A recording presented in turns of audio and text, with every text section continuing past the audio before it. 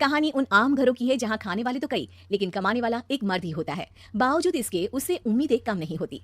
देखिए जी, सामने वाले वर्मा जी कैसी अच्छी तरह से सफाई करते हैं छुट्टी वाले दिन अपने घर की, और एक आप हैं। अरे यार, उनके पास कार है, ऑफिस पास में है और हफ्ते में 2 दिन की छुट्टी होती है, तो फर्क तो पड़ता है ना। मेरी तो शादी ही गलत हो गई।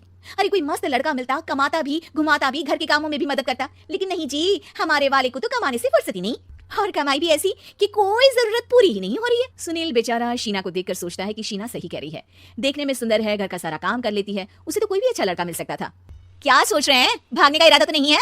अरे नहीं मेरी प्यारी बीबी, मैं तो नहीं, पर डर है कि तुम नहीं कहीं भाग जाओ मुझे छोड़कर। शीला सुनील के मुंह से प्यार भरी बात सुनकर मुस्कुराती है। अभी ना।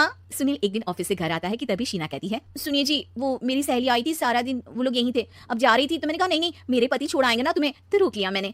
सुनील थोड़ी देर कुछ सोचता है, फिर कहता है, ठीक है, मैं कपड़े चेंज करके आता हूँ। अरे तेरे पति को तो लग रहा है कि अच्छा नहीं लगा। अरे नहीं नहीं, ऐसी कोई बात नहीं है, रुको मैं अभी उन्हें घर के कपड़े दिखा आती हूँ। शीना अंदर जाती है जहाँ सुनील पलंग पर लेटा होता है। अरे क्या मजाक है, वो कह रही है कि आपने मुंह बना लिया। सही तो कह रही है, सुबह से अब ऑफिस से लौटा हूँ, एक कप चाय का तो पूछा नहीं, 20 किलोमीटर जाओ और आओ, और फिर कल उसी टाइम पर ऑफिस। अरे यार, मुझे गाड़ी चलानी आती ना तो बोलती भी नहीं आपको, और कौन सा रिक्शा खींच कर जाना है आपको। सुनील अब क्या बोलता। रात देर से आता है और सो जाता है। अगले दिन शरीर दर्द हो रहा है। अरे तो मत जाओ ना ऑफिस, चलते हैं ना मार्केट घूमने, फिर पिक्चर देखेंगे और रात में खाना खाकर घर वापस। सुनील जब सारे दिन की थकान वाला शेड्यूल सुनता है तो वो सीधे सीधे ऑफिस के लिए तैयार हो जाता है। अब आए दिन शीना की डिमांड बढ़ती चली जाती है और सुनील उसको पूरा भी करता, लेकिन एक दिन, ए जी मेरा भाई आ रहा है, उसे 2 लाख रुपए की जरूरत है। हाँ तो मैं क्या करूँ शीना, मेरे पास इतने रुपए नहीं है। हाँ हाँ पता है नहीं है, लेकिन किसी से लेकर तो दे सकते हो ना। अरे मैं किससे मांगू, मेरे तो जानने में भी कोई नहीं है जिसके पास इतनी बड़ी रकम हो। तभी वहां शीना का भाई शीनू आ जाता है। जीजा जी कैसे हैं आप? अब मैं ठीक हूँ शीनू, अचानक इतनी बड़ी रकम की जरूरत कैसे पड़ गई? अरे जीजा जी, वो बिजनेस शुरू किया ना, तो उसके लिए पैसे की जरूरत है, काफी हो चुका है, थोड़ा पैसा बचता है तो मैंने सोचा आपसे ले लूं। अब देखो मेरे ऑफिस में कुछ लोग हैं जिनकी सेविंग अच्छी है, मैं उन लोगों से बात करके देखता हूँ।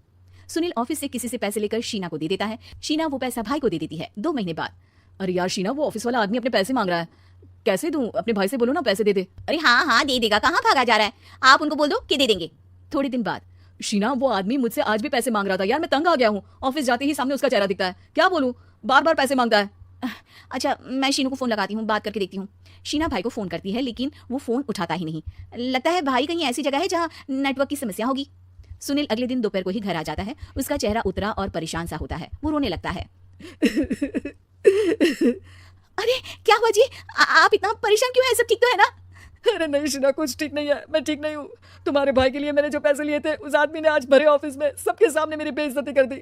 सबके सामने आज मैं कर्जदार बनकर खड़ा था। मैंने हर वो प्रयास किया घर चलाने के लिए जो मैं कर सकता था, लेकिन अब नहीं होगा। वो फिर रोने लगता है। अरे आप तो औरतों की तरह रो रहे हैं, मर्द हैं आप। क्यों, आदमी के सीने में दिल नहीं होता, या फिर वो इंसान नहीं मशीन होता है? अरे मैं थक चुका हूँ शीना, तुम समझती क्यों नहीं? मैं भी शारीरिक और मानसिक रूप से थकता हूँ, मैं भी आराम करना चाहता हूँ, सुकून चाहता हूँ। मैं अब कुछ नहीं कर सकता। कुछ नहीं। वो बैठ जाता है। शीना पति को हैरान परेशान देखकर चुप हो जाती है। अगले दिन, सुनिए ये लीजिए 2 लाख रुपए, उस आदमी को दे दीजिए और बोल दीजिए कि आज के बाद किसी को पैसे के लिए बेइज्जत ना करे।